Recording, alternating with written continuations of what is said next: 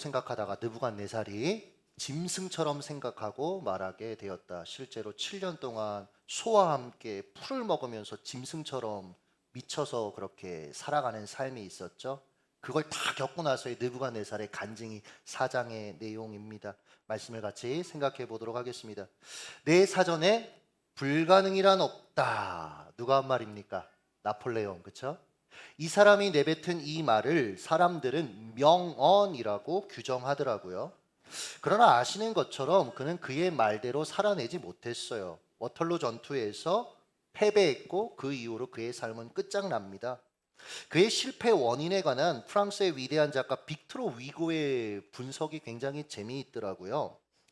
그에 따르면 나폴레옹은 이 워털로 전투를 앞두고 사령관에게, 옆에 있는 사령관에게 작전을 지시하면서 이렇게 말했다고 합니다. 우리는 여기에 보병을 배치하고 저쪽에 기병을, 그리고 이쪽에는 포병을 배치할 것이요. 날이 저물 때쯤에 영국은 프랑스에 굴복되어 있을 것이며 웰링턴 장군은 나 나폴레옹의 포로가 될 것이요. 이 말을 듣고 있던 네이 사령관이 조심스럽게 이 나폴레옹에게 이렇게 말했다고 해요. 각하, 계획은 사람이 세우지만 승패는 하늘에 달려 있다라는 것을 잊어서는 안 될 것입니다. 정말 떨리는 마음으로 사실은 충고했겠죠. 이 말을 들은 나폴레옹이 이렇게 말했어요. 장군은 나 나폴레옹이 친히 계획을 세웠다는 것과 나 나폴레옹이 승패를 좌우한다는 사실을 명심하기 바라오. 와, 사람이 어떻게 하면 이렇게 얘기할 수 있을까? 전쟁을 앞두고. 이에 대한 빅토르 위고의 분석을 읽어드리겠습니다. 그 순간부터 이미 워털로 전쟁은 패배한 것이나 다름이 없었다. 그의 자신감은 이미 교만이 되어 있었기 때문이다. 하늘이 갑자기 비와 우박을 퍼부었으므로 나폴레옹의 군대는 계획한 작정을 펼칠 수가 없었다. 그리하여 전쟁이 벌어진 그날 밤에 나폴레옹은 영국의 웰링턴 장군의 포로가 되었고 프랑스는 영국에 굴복하고 말았다. 탁월한 분석입니다. 자신감이 교만함이 되었다. 그게 여러분 패배의 원인이라는 거예요. 사람이 하는 일마다 잘 되다 보면, 주변에서 나를 중요한 사람으로 인정해 주다 보면 자신감이 지나친 나머지 어느 순간에 착각에 빠지게 됩니다. 그러니까 내가 신이 된 것처럼, 내 사전엔 정말 불가능이 없는 것처럼 착각하는 거예요. 승승장구할 때는. 이 상태가 심해지면 나폴레옹처럼 정말 내 사전엔 불가능이 없다라고 생각하는 거예요. 실제로 그렇게 믿는 거예요. 급기야 오늘 살펴볼 이 바벨론 왕 느부갓네살처럼 자신은 신이다 라고 생각하는 데까지 갈 수도 있는 겁니다. 느부갓네살은 자기가 마음먹은 대로 다 이뤄 보았던 인물이었습니다. 원하는 나라요, 정복전쟁 하면 다 이겼고 다 정복했습니다. 게다가 왕으로서 이 사람은 탁월한 정치력, 감각이 있었던 사람이에요. 그 탁월한 정치력을 발휘해서 대제국을 건설했습니다. 탁월한 문화를 꽃피우게 했고요. 역사가들이 이 문화를 신바벨로니아 문화라고 불러요. 지금도. 아마 다니엘 3장에서 대규모 음악 축제도 이 문화를 반영한 것이 아닌가라고 추측합니다. 게다가 똑똑한 인재들을 포로국에서 데려와서 탁월한 교육을 시켰어요. 그리고 이들이 자신의 나라의 공무원으로 일하게 했고, 그래서 견고한 행정 시스템을 구축했습니다. 여러분, 인재를 등용해서 세운다는 건 나라가 발전하는 데 있어서 굉장히 중요한 거 아닙니까? 미국도 여러분 보면 왜 지금의 강대국이 되었습니까? 요즘은 좀 이제 기운다고 하지만 사실은 이 나라가 역사에서 보면 굉장히 전무후무한 탁월한 나라 중에 하나긴 합니다. 이렇게 강력하게 오랜 기간 승승장구하고 있으니까요. 근데 보면 여러분 전 세계 인구를 다 흡수했어요. 인종차별이 있다라고 하지만 여러분 유럽이 더 심했거든요. 미국 이거 가지고 어떻게 고민하면서, 물론 지금도 이 문제가 있지만 많은 사람들을, 다 인종들을 사실은 흡수했습니다. 그 결과 지금의 강력한 나라가 됐죠. 인재들이 여러분 모여들었으니까요. 나라가 실제로 성장할 때 보면 탁월한 성장하는 나라들은 타국에서 인재들이 몰려듭니다. 반대로 나라가 약해질 때 보면 난민이 발생하고 타국으로 인재들이 빠져나가요. 그러면서 이제 쇠퇴하는 거죠. 느부갓네살을 봐도 지금 자기가 자기 삶을, 자기의 나라를 이렇게 자기가 한번 보니까 자기 나라의 인재가 지금 차고 넘치는 거예요. 무서울 게 없는 거죠.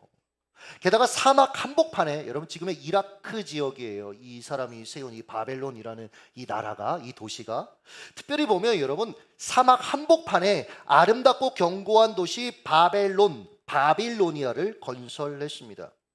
여기에 여러분 세계 7대 불가사의 중 하나인 하늘정원, 이게 여러분 있었죠. 이 모든 것이 단 한 사람이 단시간에 쌓아 올린 업적이었다라고 생각을 해보세요, 여러분. 누구도 그가 자기가 만들어낸 이 업적에 대해 만족스러워하거나 자랑하는 것을 이상하다고 말하지 않았을 겁니다. 그의 자랑은 사실에 근거하는 것이었어요. 이 정도면 자신이 신이라고 착각할 만하지 않습니까? 단순히 왜 이렇게 교만해, 이렇게 생각할 게 아니에요, 여러분. 우리에게 이러한 성과와 이런 위치가 있었다면 자기가 신이라고 착각할 만한 거죠, 여러분. 그렇게 지금도 이 느부갓네살보다 못하지만 그렇게 행동하는 사람들이 여러분 이 시대에도 있잖아요. 그러나 하나님의 관점에서 보면 이건 교만일 뿐이었어요. 하나님 보실 땐 가소로운 것이었습니다. 그리고 교만이었습니다. 하나님이 이 느부갓네살에게 그가 지금 누리고 있는 모든 부와 권력을 주셨고요, 많은 기회를 주셨습니다. 하나님은 아세요. 내가 준 거라는 거 아시는 거예요. 남들은 몰라도 하나님은 아시는 거예요. 그리고 왕도요, 20여 년 전에 이 사실에 대해서 깨닫는 계기가 있었어요. 다니엘을 통해서. 다니엘 2장 37절과 38절을 같이 한번 우리 읽겠습니다. 시작. 하늘의 하나님이 나라와 권세와 능력과 영광을 왕에게 주셨고 그것들을 왕의 손에 넘기사 다 다스리게 하셨으니. 들었잖아요. 아, 하나님이 주신 것이구나. 경험도 했잖아요. 여러분, 이 사람이 하나님 앞에서 꺾이는 큰 두 가지 사건이 있지 않습니까? 그 중에 대표적인 것 중에 하나는 풀무불 사건 아니에요? 이 풀무불 사건을 제가 설교하진 않았지만 제가 미리 설교를 좀 준비하면서 이렇게 보니까 너무 재밌더라고요. 여러분, 그 당시에 그 풀무불이라는 것들을 설치한 곳이 여러분 이라크가 산유국 아닙니까? 그러니까 거기에 유전이 있었다고 해요, 지금도. 그러니까 거대한 웅덩이를 만들고 거기 석유를 끌어온 겁니다. 불을 태운 거예요. 그러니까 여러분 7배나 뜨겁게 할 때 여러분 그 열기와 그 열덩어리들이 사람들을 살라버린 거죠. 그러니까 여러분 생각해 보면 그러한 열기 속에서도, 불길 안에서도 다니엘의 세 친구들은 하나님의 은혜로 살아남았어요. 다 봤잖아요. 아, 나보다 하나님이 세구나. 하나님이 진정 다스리시는 분이구나. 나는 그 능력 앞에 아무것도 아니구나. 이미 여러분 다 배웠고 알았단 말이에요. 그러나 느부갓네살은 이것을 자기의 신앙으로, 그리고 자기의 삶의 태도로 받아들이지 않았습니다. 결국은 잠깐 그때 우와 하나님 깨갱 이 정도는 했죠. 우리도 여러분 어려움 당하면 갑자기 자기를 막 점검하고 막 그러지만 또 내 멋대로 살잖아요. 사실은 여러분 크기만 달랐지 느부갓네살의 모습이 우리의 모습 아닙니까? 그는 하나님이 주신 것을 자기의 노력과 탁월함의 결과라고 착각했습니다. 그래서 자랑하고 높임 받기를 원했던 거예요. 그러니까 신상도 만들어 놓고 자기 신상 앞에서 절하라고 하고 그런 행동들을 했죠. 이 시대의 사람들로 작은 느부갓네살의 태도로 살아가는 경향이 있습니다. 최근에 노예를 다녀왔어요. 거기서 99세 되신 노예 설립자 목사님이 앞에 서셨어요. 저도 처음 뵀거든요. 그분이 이제 심호하시는 원로 목사님으로 계신 교회에 가서 노예를 하는 바람에 이 어르신이 앞에 나올 수가 있었어요. 꾸부정한 모습으로 99세의 노 목사님이 강단으로 올라가실 때 그 모습을 보는 것만 해도 되게 감동이 되더라고요. 게다가 60대 이상 목사님들을 필두로 모두 일어났어요, 목사님들이. 그리고 그 노 목사님이 앞에 서셨을 때 존경의 마음으로 그분에게 목례하는 그 모습을 보는데, 물론 저도 인사했지만 그 모습이 참 훈훈하다, 보기 좋다, 이런 생각을 품었습니다. 그런데 이 노 목사님의 첫 마디가 모든 감동을 산산조각 냈어요. 이분이 이렇게 얘기하셨습니다. 내가 이 노예를 만들었습니다. 이게 첫 마디였어요. 그리고 내가 지금 보시는 이 교회를 세웠습니다. 이와 같은 이야기를 종종 목회하면서 듣습니다. 내가 이 선교 기관을 세웠습니다. 내가 이 회사를 세웠습니다. 이곳은 젊은 목회자였던 내가 개척해서 지금처럼 성장시킨 교회입니다. 많은 개인, 재단, 대학, 사역기관, 선교단체 그리고 교회들이 설립자의 이름을 사용하거나 그들을 기념하는 데 실제로 열을 올려요. 고민해 봐야 되는 겁니다, 사실은. 제가 참 좋아하는 존 스토트 목사님 같은 경우에는 그분의 이름으로 그분이 설립한 한 선교단체 지부에서 이분의 이름을 따서 선교단체의 이름을 좀 많이 미국 전역에 그리고 전 세계에 퍼뜨리면서 선한 사업을 하기 위해서 이분의 이름을 이사회에서 사용하기로 결정을 해요. 이분은 없었고 이분이 이걸 굉장히 불편해했습니다. 그러나 이사회에서 이게 하나님의 사역에 도움이 된다라는 그 설득 때문에 이분이 한시적으로 내버려 뒀고 돌아가시기 직전에 유언하셨어요. 이제 내 이름 사용하지 말라고. 나 죽고 나면 내 이름 사용하지 말라고. 왜요? 아는 거예요. 여러분, 사람의 업적이 아니고 하나님 은혜예요. 하나님이 은혜 주셨으니까 그런 일을 할 수 있다는 걸 이분은 알고 있는 거죠. 그러니까 여전히 많은 이들에게 존경받는 거 아니겠습니까? 여러분, 이 땅에 있는 많은 사람들뿐만 아니라 우리도요, 생각해 보면 하나님이 주신 기회와 자원, 은혜를 마치 내가 똑똑하고 잘나서 내가 탁월해서 그 자리에 서 있고 이 모든 것을 이루었다고 착각하고 그 결과 교만에 빠지는 거예요. 아닙니다, 여러분. 하나님의 은혜입니다. 자꾸 열심히 안 하는 사람들과 비교하면서 내가 했던 그 열심들, 근데 우리가 그들보다 더 노력한 부분이 있을 수는 있습니다. 그러나 하나님이 그 기회를 주시지 않았다면, 그 지혜를 주시지 않았다면 우리가 그렇게 될 수 있었을까요? 우리가 지금 여러분 가뭄 때문에 죽어가고 먹을 것이 없어서 죽어가는 그러한 아이들이 살고 있는 그런 세대 속에 우리가 태어났다면, 그 나라에 태어났다면 우리가 과연 우리가 발휘하고 있는 이 모든 것들을 발휘할 수 있었을까요? 사실은 하나님 앞에 우리가 겸손해질 수밖에 없는 것이죠. 그런데 우리는 내가 이뤘다고 생각해요. 내가 헌신했다고 생각해요. 그래서 여러분 교만에 빠지는 겁니다. 다시 한번 말씀드립니다. 아니요, 여러분. 하나님의 은혜입니다. 하나님은 느부갓네살에게 이것을 가르쳐 주시기를 원하셨습니다. 이건 이제 나중에 조금 더 우리가 살펴보기로 하고, 이 과정을 다 겪은 후에 하나님의 가르침을 받은 뒤의 삶으로 굉장히 아팠지만 이 느부갓네살이 지금 보면 제국 온 백성에게 특별 담화문 형식으로 하나님에 관해 관증하는 내용, 그게 오늘 살펴볼 다니엘 4장의 내용입니다.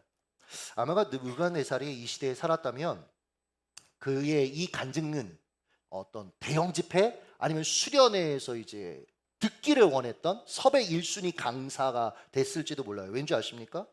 그가 경험한 하나님이 너무나 극적이었고요. 게다가 세속의 권력과 성공의 정점에 있었던 왕이 자신의 교만함을 토로와 하나님 앞에 그리고 사람들 앞에 회개하고 하나님의 다스리심과 통치하심과 왕되심에 대해서 말하니까 이게 얼마나 여러분 사람들에게 감동이 됐겠어요. 그가 이 일을 겪은 시점을 4절 보시면 한번 읽겠습니다. 시작. 나 느부갓네살이 내 집에 편히 있으며 내 궁에서 평강할 때에. 그러면 여러분 내 집에서 편안히 있으며, 여기 내 집에서 편안히 있다라는 말은 우리 집 아파트 34평인데 여기서 굉장히 편안하게 지내고 있어요, 이런 의미 아닙니다. 이 사람은요, 전 이게 너무 어이가 없더라고요. 아무 고민 없이 바벨론 전 제국을 자기 집이라고 말할 수 있고 생각할 수 있는 수준의 사람이었던 거예요. 거기다 여러분 내 궁에서 평강할 때라고 얘기했습니다. 이 말은 느부갓네살이 왕이 된 이후부터 가장 심혈을 기울였던 게 뭐냐면 바벨론 도시를 세우는 거였거든요. 사막 한복판에. 근데 그게 이제 완공되었다라는 의미입니다. 이 도시는 역사상 가장 거대한 사막 위에 세워진 도시였습니다. 좀 도움을 받기를 원하면 EBS에서 나온 그 바벨론 제국에 대한 다큐멘터리가 있어요. 그럼 얼마나 강력했는지 여러분 보실 수가 있습니다. 도시 한가운데 여러분 유프라테스 강을 끌어들여서 지나가게 했습니다. 성벽의 높이가 13m였어요. 3중으로 되어 있었습니다. 성벽 위에 난 길이 얼마나 넓었냐면 성벽 위의 길이요, 여러분. 말 4마리가 끄는 마차 2대가 교차해서 지나갈 수 있을 정도로 여러분 넓었습니다. 이때가 그의 나이 60세 중반 정도였어요. 그러니까 연륜도 있지. 업적은 타의 추종을 불허할 정도로 어마어마하지. 원하는 것 다 얻었지. 내 뜻대로 다 되지. 자신이 신이라고 착각할 만 했다라는 거예요. 자, 그러나 하나님 보실 때 그것은 교만입니다. 그래서 하나님이 그의 교만을 꿈을 통해 경고하시는 거예요. 옐로 카드를 탁 날리십니다. 그게 5절 한번 읽겠습니다. 시작. 한 꿈을 꾸고 그로 말미암아 두려워하였으니 대체 무슨 꿈을 꿨길래 두려울 것이 없어 보이는 이 왕이 꿈 하나로 두려움에 빠졌을까요? 전 세계에서 가장 강력한 나라와 도시를 세운 사람이 두려움에 빠진 걸까요? 다니엘이 이 꿈을 왕에게 해석해 주는 대목들을 보면 한마디로 요약하면 이런 겁니다. 왕이 자신의 교만과 폭정을 회개하지 않으면 하나님이 그 자리에서 당신을 끌어내리실 겁니다. 이게 핵심 내용이에요. 이 내용을 여러분 제가 오늘 성경을 통해서 다 살펴보진 않을 겁니다. 대신에 이 해석을 왕에게 전하는 다니엘 얘기를 좀 하고 싶은데, 왕한테 당신 패망할 겁니다. 그 자리에서 끌어내려질 겁니다. 라는 그 해석을 왕에게 내뱉을 때 다니엘의 심경은 어땠을까요? 여러분이 다니엘이라면 어떤 마음이 들었겠어요? 원수잖아요. 내 조국을 짓밟았잖아요. 10대에 아무것도 모르는 나를 여기에 끌고 왔잖아요. 그거 얼마나 힘들어요? 근데 지금 이 사람이 하나님이 끌어내리시겠다라는 거예요. 속으로 환호할 일 아닙니까? 그렇지. 드디어 하나님이 저 악한 왕을 처단하시는구나. 결국 하나님이 우리의 기도를 들으셨구나. 우리의 민족을 불쌍히 여기시는구나. 그러나 그는 이렇게 반응하지 않았습니다.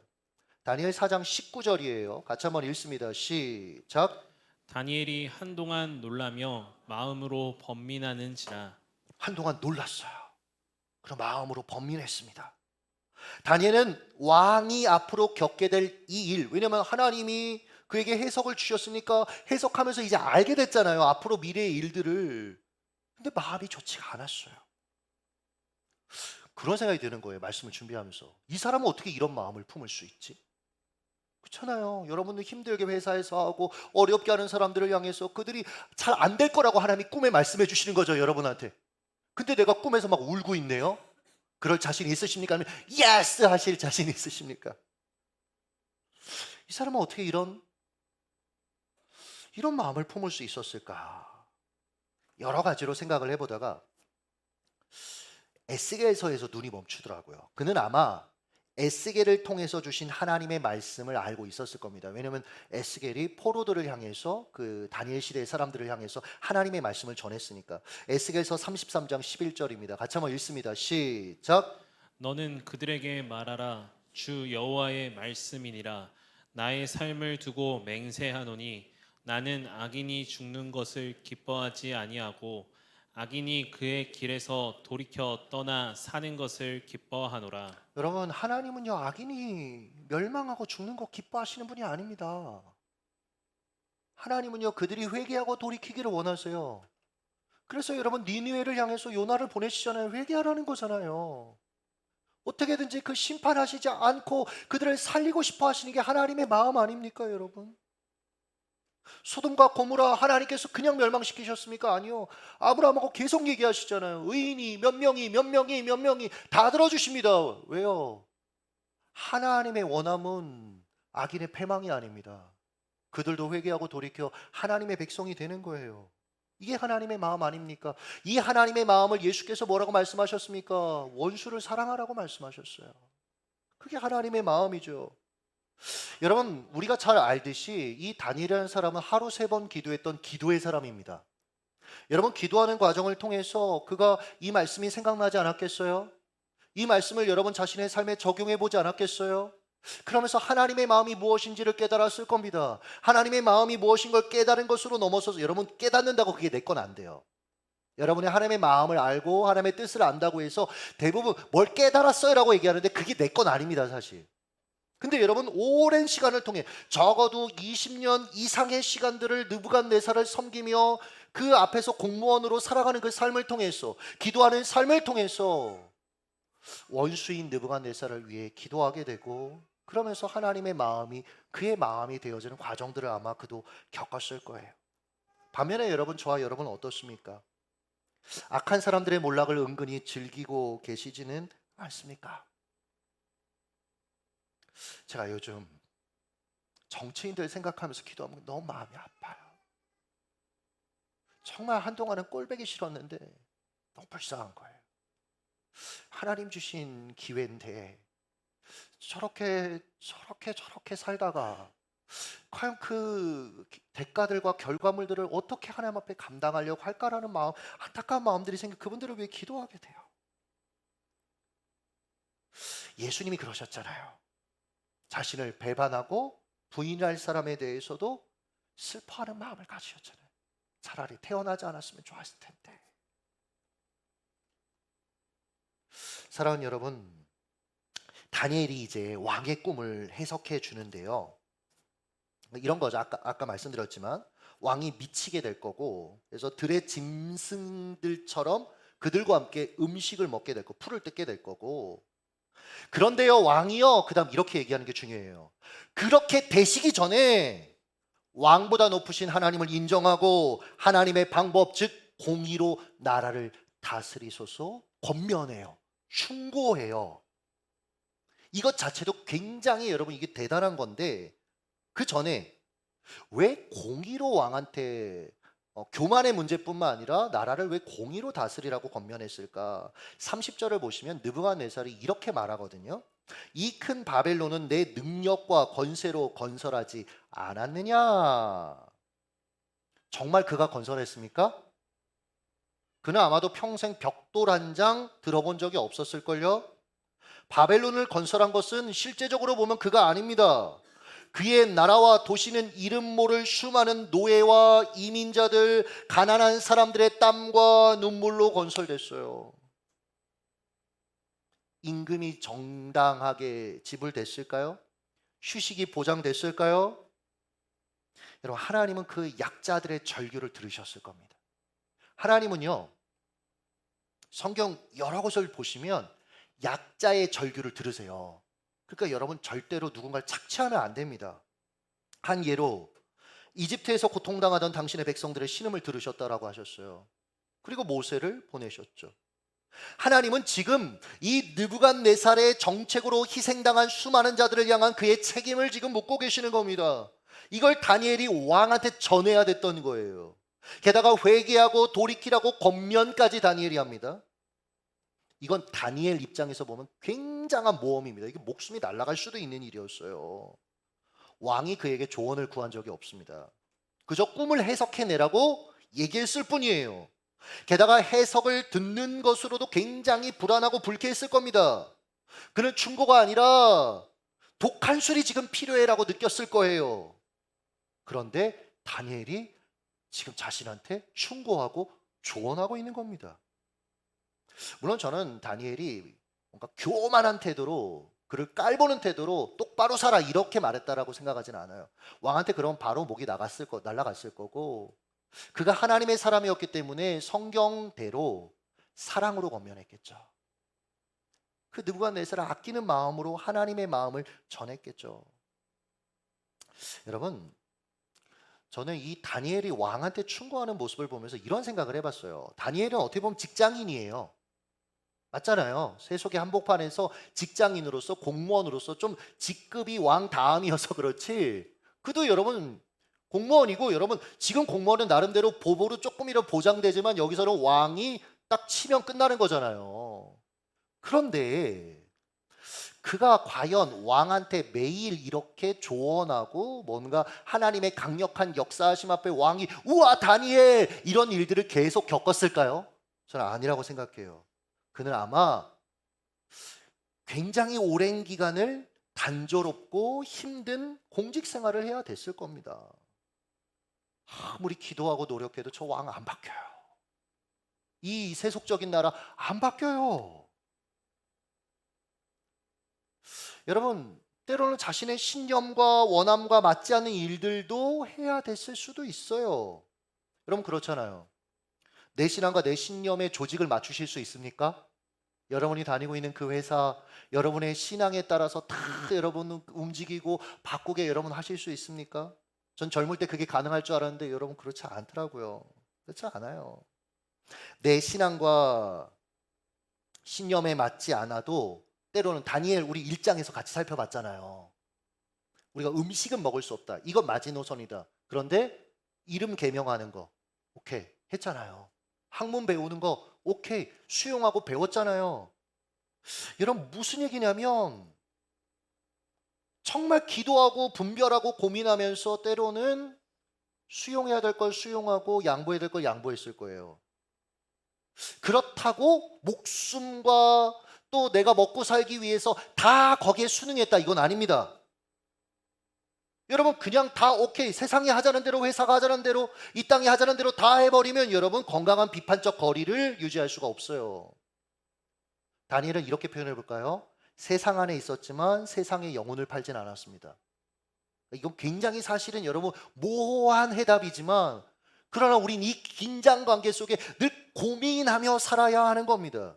그럼 매 순간 하나님이 원하시는 옳은 결정을 하기 위해 기도했을 것입니다.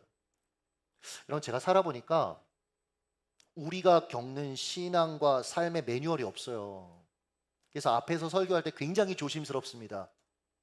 왜냐하면 한정된 시간에 한정된 본문을 가지고 한정된 이야기를 해야 되기 때문에 이것이 자칫 여러분을 혼란스럽게 할까 염려하는 마음이 항상 설교하면서 있어요. 그러니까 여러분 사실은 여러분 한 분 한 분이 다 복잡한 누구도 말할 수 없는 그러한 환경 속에 놓여 있는 겁니다. 그러니까 여러분이 말씀을 붙들고 고민하고 기도하면서 그 일들을 선택해 가야 되는 거예요. 그래서 저는 신우에 가는 걸 되게 좋아합니다. 왜냐하면 신우에 가면 여러분 회사에 가서 예배드리면 현실 감각이라는 게 거기에는 존재해요. 복잡하고 굉장히 어려운 상황 속에서 매 순간 신앙인으로서 살기 위해 씨름하는 현장의 고백이 있더라고요. 저는 그곳에서 성도들의 이야기를 듣고 함께 고민하는 게 너무 좋습니다. 제가 답을 얘기하지 못해요. 그러나 같이 고민합니다. 그리고 유익이 있어요. 제게도 목회하는데 현실과 괴리된 다소 모호하고 추상적인 생각과 대답으로 목회하지 않게 되더라고요. 저는 교회 안에 가장 중요한 사역은 선교와 목회 사역이라고 생각하지 않습니다. 물론 이것도 여러분 중요한 가치예요. 그러나 더 중요한 건 여러분의 일상입니다. 하나님이 여러분에게 주신 사명지는 여러분 일상이에요. 그래서 사실 저는 조금 편한 사람이라고 생각합니다. 목회를 다들 어렵다고 얘기하는데 저는 편해요. 그래도 저는 교회 안에서 좋은 분들과 함께 목양합니다. 그리고 말씀 전하고요. 근데 여러분들은 세상 사람들하고 정말 맞대고 살아야 되는 거예요. 감당하며 살아야 되는 거예요. 그래서 솔직한 얘기인데 수요 기도회에 왜 이렇게 안 나와 이런 마음 안 들어요. 무슨 마음이 드냐면 얼마나 힘들까, 얼마나 어려울까. 또 감당하고 여기에 나온 것 자체도 너무나 귀하고 나오지 않았어도 그 삶이 하나님 앞에서 무너졌을 거야, 영침일 거야 이런 생각 들지 않아요. 사실은 믿음 안에서 승리했으면 좋겠다, 살아갔으면 좋겠다. 그래서 여러분 사실 저는 세상의 빛과 소금으로 부름받은 사람이라고 생각하지 않아요. 그러니까 그 하나님의 부르심을 제가 이렇게 회피하겠다는 얘기가 아니라 세상의 빛과 소금으로 부름받은 건 여러분입니다. 생각해 보면 저는 약간 비껴간 사람이에요. 저는 여러분이 그렇게 살아갈 수 있도록 돕는 사람이어서 늘 미안한 마음이 있어요. 여러분은 여러분의 각자의 삶의 그 현장에 부름받은 또 다른 다니엘입니다. 그렇다면 여러분 분별을 위해 기도하셔야 합니다. 고민하며 매 순간 주어진 현장을 감당하셔야 합니다. 이후에 보면 하나님이 이 느부갓네살이 자신의 교만과 약자를 억압하고 이용하는 통치 방식을 돌이킬 수 있도록 1년이라는 기간을 기다려 주시는 걸 제가 보게 돼요. 29절 30절 보시면 12달이 지난 후에 1년이 지났어요. 하나님 1년 기다리신 거예요. 이 지점이 너무 감동이 되는 거예요. 하나님은 자신의 형상으로 창조된 인간을 짐승의 수준으로 끌어내리는 것을 기뻐하지 않는 분이었다라는 거예요. 야, 기다려. 너 내 말 안 들었지? 너 조금 있으면 내가 소처럼 만들 거야. 기다려. 너 내가 바로 그렇게 실행한다. 날짜를 꽂고 이런 분이 아니라고요. 오히려 그가 돌이킬 수 있도록 기회와 시간을 주시는 분이라고요. 하나님은 그에게 수치를 안기고 싶지 않았습니다. 단지 그가 겸손해지기를 원하셨어요. 그래서 그가 돌이킬 수 있도록 1년이나 기다려 주신 거죠. 기회를 주신 거죠. 그러나 그는, 제가 계속 읽어볼게요. 내가 바벨론 왕궁 지붕에서 거닐세 나 왕이 말하여 이르되 이 큰 바벨론은 내가 큰 능력과 권세로 건설하여 나의 도성으로 삼고 이것으로 내 위엄의 영광을 나타낸 것이 아니냐 하였더니, 여전히 바벨론의 통치자는 자기라고 착각하는 겁니다. 하나님이 진정한 통치자요 자기 왕국을 다스리는 분이라는 것을 인정하지 않고 있습니다. 하나님이 자신에게 이 모든 기회와 재능과 상황을 주신 분임을 인정하지 않고 있어요. 그 결과 느부갓네살은 7년 동안 미쳐버려요. 그래서 짐승과 함께 생활하고 짐승처럼 생각하고 짐승처럼 살아야 했습니다. 아이러니 아닙니까? 교만해서 자신이 신이라고 생각했어요, 느부갓네살은. 근데 하나님은 그를 짐승처럼 생각하며 7년을 살게 하셨습니다.